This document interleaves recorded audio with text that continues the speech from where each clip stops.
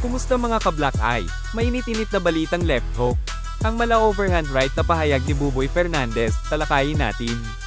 Bago yan, huwag kalimutang mag-like, mag-subscribe para updated ka sa mga nagbabagang balitang left hook. Tiniyak ni Buboy Fernandez, ang head coach ni Manny Pacquiao, na seryoso ang kanilang paghahanda para sa nalalapit na laban ng pambansang kamao.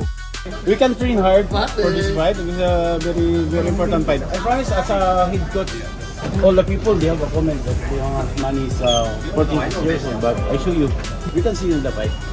Sa isang panayam, mariing ipinahayag ni Fernandez na ang labang ito ay hindi isang simpleng exhibition match, ito ay isang tunay na sagupaan.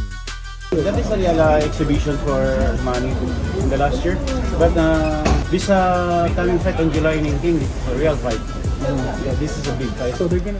Kasama ang buong training team, tiniyak niyang may sinsinang paghahanda ang kanilang isasagawa upang tiyakin ang panalo ni Pacquiao sa laban.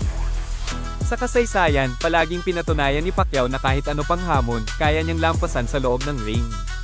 Kaya naman, umaasa ang kanyang kampo na sa tulong ng dedikasyon ni Fernandez at ng buong training team, makakamit nila ang tagumpay sa darating na laban.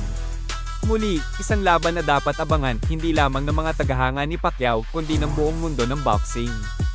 Ay comment nyo na ang inyong opinyon. Bakbakan na! Sports, lakas ng Pinoy!